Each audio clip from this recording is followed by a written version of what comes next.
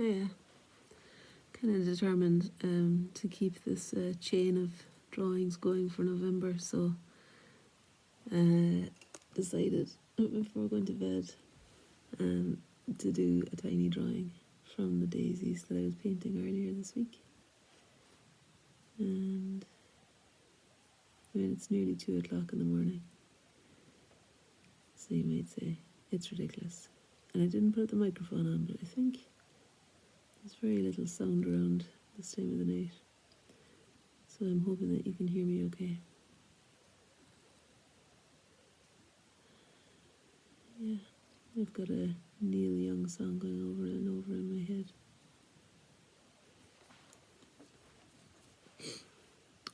So these are the daisies that I painted with oil paint earlier this week. Yesterday I think I finished it.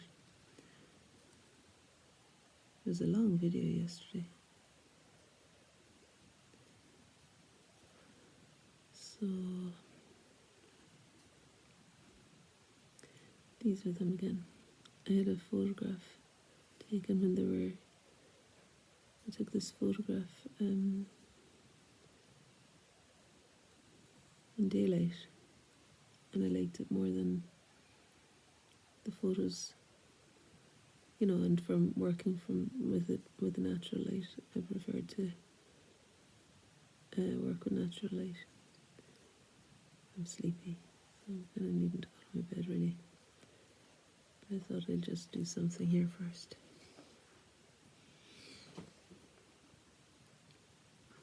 And then there's the mint leaves in the background.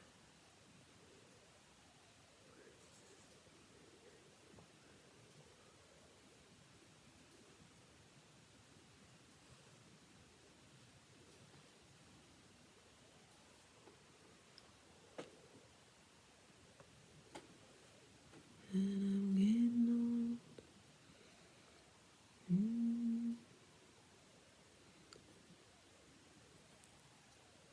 I was looking at videos that I took of my cousin singing at he's the lead singer of a tribute band called Harvest, Neil Young. And I was at the concert a month ago. No, a couple of weeks ago actually. And he was singing that song. And I was watching the little video I made of it. And I was just listening before I came on here, so it's an earworm, as my daughter used to say when she came back from Germany. She said they call it an earworm when you can't get something out of your head. So Heart of Gold by Neil Young is my earworm tonight. Could be worse.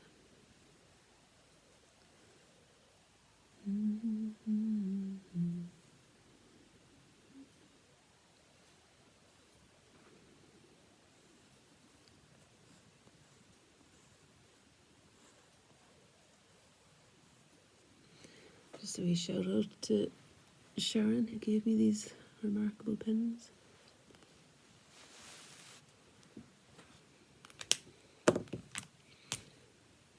They're just too irresistible, Sharon. You got me staying up late at night because they're so inspiring.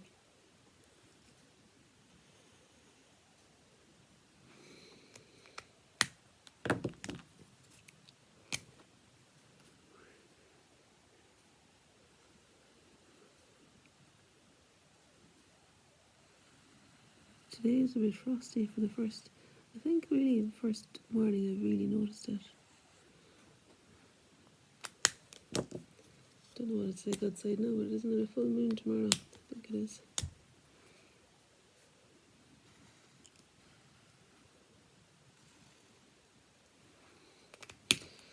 There you have it. Might as well put a bit more colour in.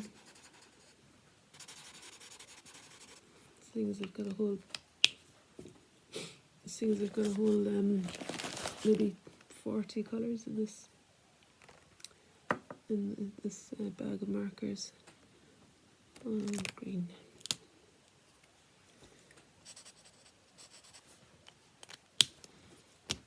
Really handy having the big side as well.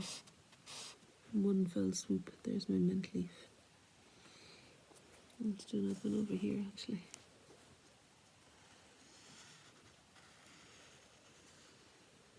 I have a wee bit of a lay-in tomorrow. Didn't expect to stay up so late at all, like, story of my life, you know. But I'm not needing to be anywhere tomorrow as far as I know. We had scheduled in a tidy the house day tomorrow, which Erin reminded me of there. So, let's see, watch this space.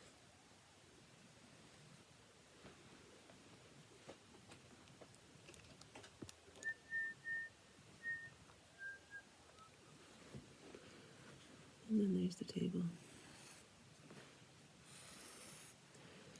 I find it just really such a cathartic thing, doing a bit of drawing. No matter how significant or insignificant. Just that kind of looking and drawing down, looking and deciding what to do and then drawing down and seeing, you know, what's the response in yourself to things that you do.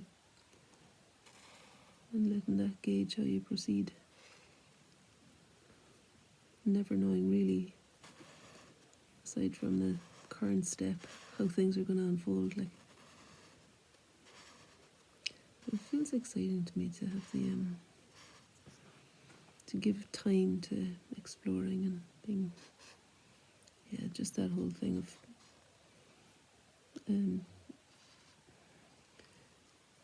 leaving a space for something new.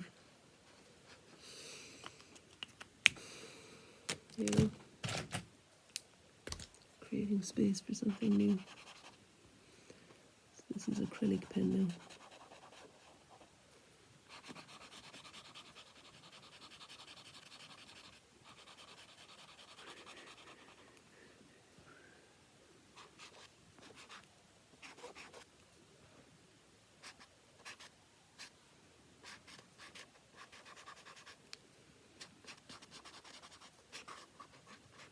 I suppose like what I'll do tomorrow is I'll maybe have myself a siesta at some stage.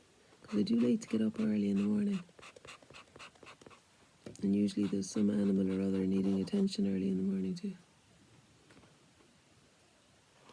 As if on cue, midnight's arriving down the stairs. So that was acrylic pen there. Mixed in with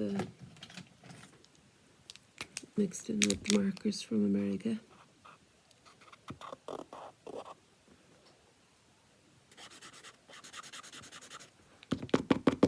This is acrylic pen as well. The thing about the acrylic pen here is that it's able to cover a bit more than the it can cover over the felt pens, which is exciting.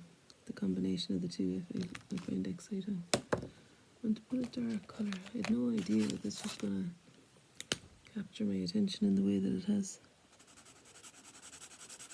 Just because I'm staying up late doesn't mean you have to though. So if this is into the early hours, it'll still be on YouTube tomorrow.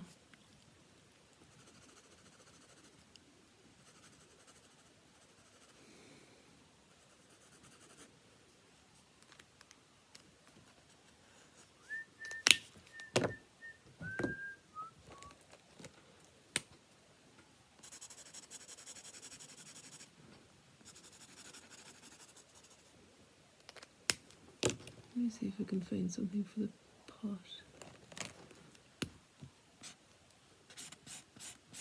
And there's such a selection of greys and everything. It's such a treat.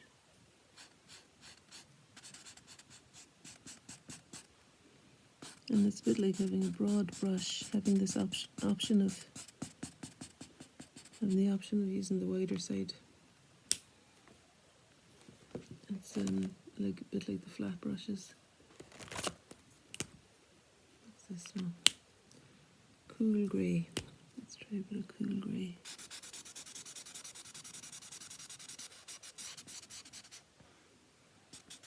That's a good colour for the pot.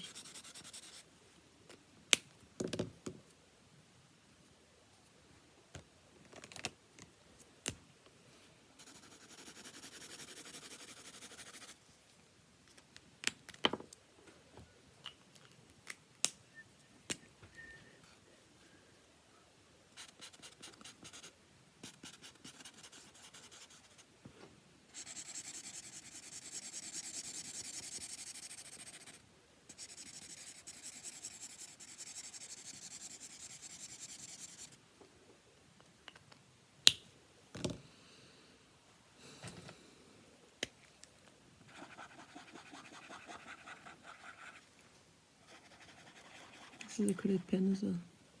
I love when things are satisfyingly bright alongside the felt tips. It's exciting to have something that'll work in a different way.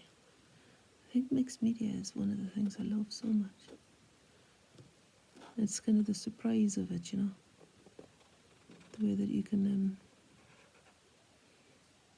surprise yourself.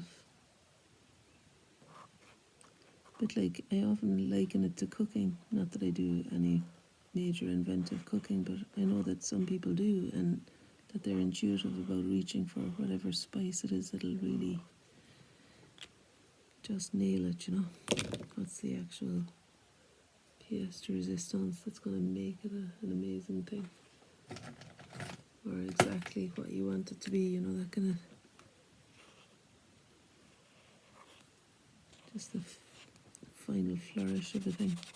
I think that's why I went through a phase of really loving collage, because there's so many options open to you there.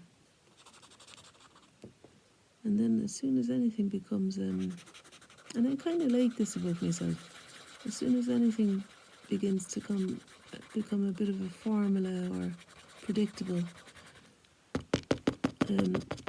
it's no longer really of interest to me too much, you know. And I mean, there's probably instances in life where that's not a good trait or something, but in art, I think it's helpful to have that low tolerance for boredom. Because there's nothing boring about the world, is there? Like about the natural world around us. Like, there's so much inspiration there. So many things it's possible to do, and there's no excuse for repeating things, I don't think. And then maybe repeating things in some ways is soothing. Depends, like, I suppose there are times when I want things that are familiar, predictable, and all of that. So I guess in the end, there is no hard and fast rule around any of it. It's interesting to kind of consider it though. And I like sometimes pushing myself into uncomfortable territory. When I'm not feeling secure in myself, sometimes it's okay still to, especially with like when you're picking up a colour, it's not like someone's going to die or something. And it maybe takes the edge off that sense of nervousness and insecurity that might be there in other areas, to be able to kind of be bold in colour and bold in decisions around what to do with things. That might encourage more boldness in the stuff of living too, you know. I think that's why I started cold water swimming, in a way, like to prove to myself that I am courageous, that there's a spirit in here that's willing to be uncomfortable in order to be uncomfortable.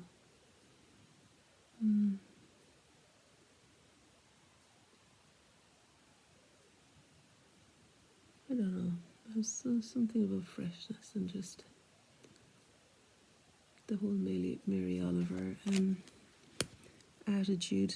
I don't know if it was her attitude, but I often feel from her poems a sense of kind of breathtaking joy at being alive, you know, that kind of just the brightness of living, kind of. When she said, let me get it right now, rules for living a life: pay attention, be astonished, tell about it. And I feel like they kind of go together, paying attention, really being attentive,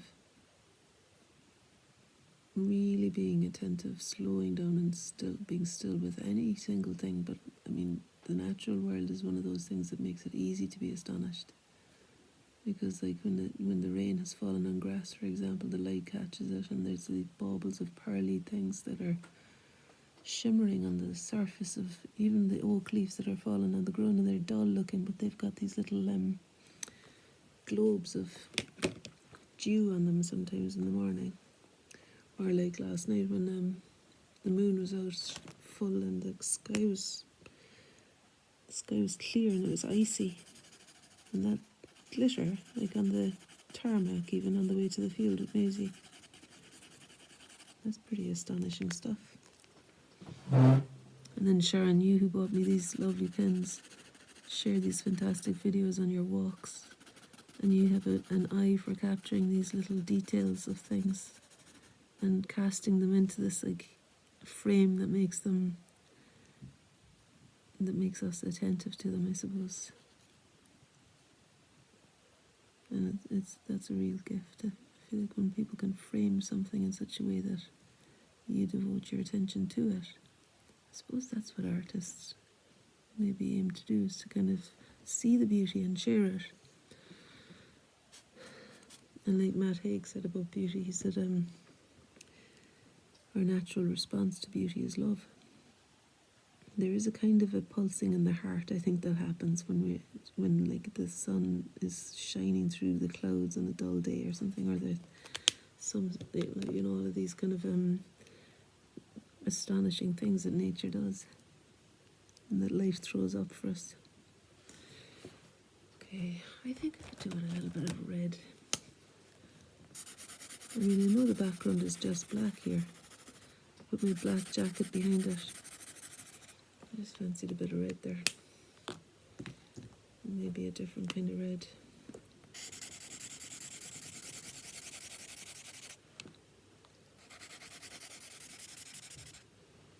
Because I can.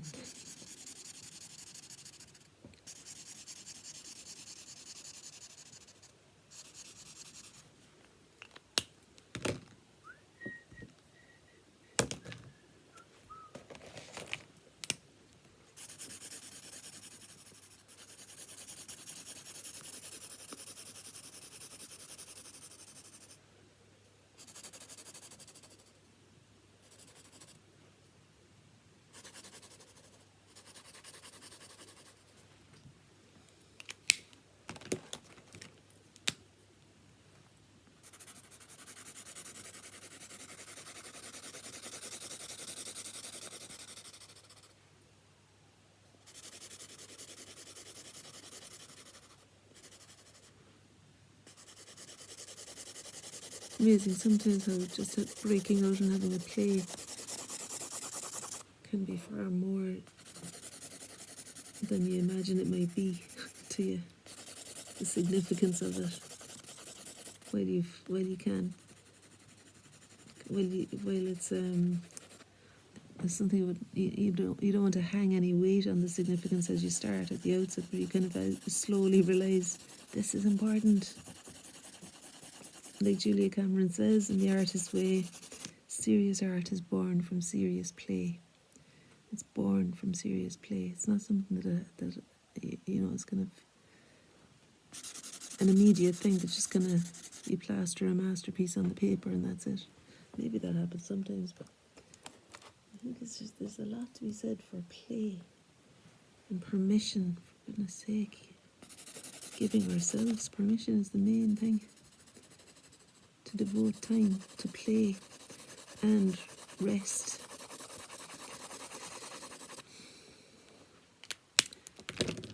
Work, rest and play. There's a reason for these cliches, isn't there? But since I've started discovering that I really value rest and that it's going to be a very good thing for me to rest in my life, I seem to be determined to stay up really late, which is like the opposite of what I'm admiring in that whole thing. I'm admiring the revolt against the system that makes us into slaves of earning and all the stuff, that makes us kind of. I feel like that's true. I know I'm being kind of inflammatory, but I feel like we're kind of encouraged to be busyness. We're encouraged to busyness, I think. And I've had this kind of sense recently of being short-tempered with things that are tethering us, us human beings. Because I think we're so capable of so much more than we are given credit for, really, something like that. And also, we don't need to be all things to all people all the time. I think it's good modelling to not push, but I don't know how to do it yet, really, how to not push myself. And as I'm talking, it's like after 2 a.m. But tomorrow I'm able to have a nap, and I can, I'm very fortunate in my life, really. I can choose to rest during the day as well. I don't have an office that I need to be in. Table, yellow, I think. I think it's a yellow table.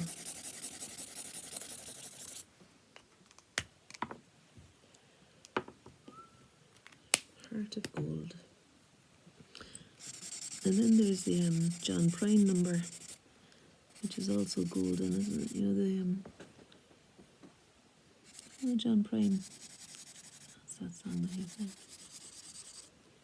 You got gold inside of you, and I got some gold inside me too. That's a bit low for me.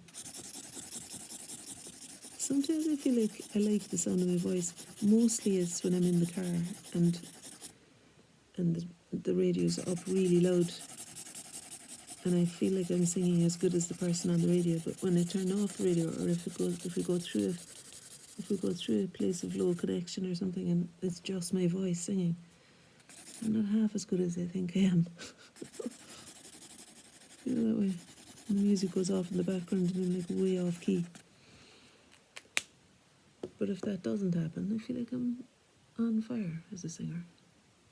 And I kind of feel like it's coming from my belly, and I'm owning the song. Myself and Lily were singing You're So Vain this morning in the car. And she said thought it was brilliant.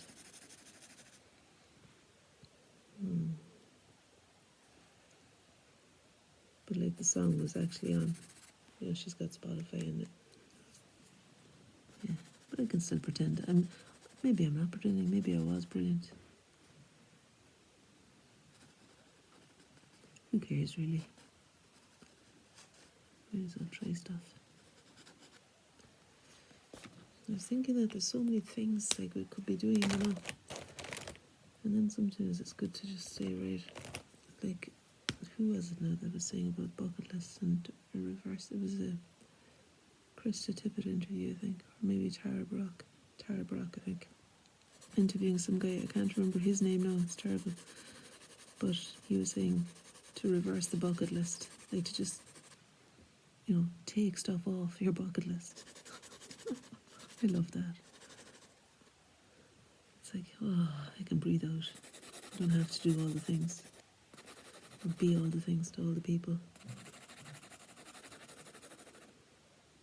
Then you can start to think about the small stuff, the simple stuff that, cup of tea on the rocking chair, read a chapter in my book. You probably can't hear a thing now because I'm making all this noise directly under the iPad, and I don't have any microphone on. Purple. I want to put a bit of purple here.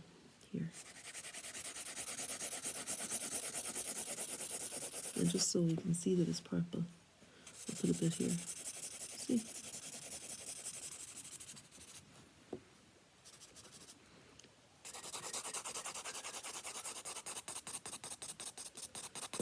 Okay, and that's me.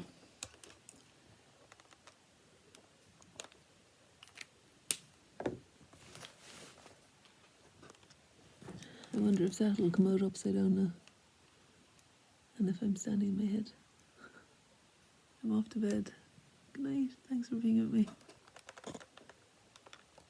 See you tomorrow.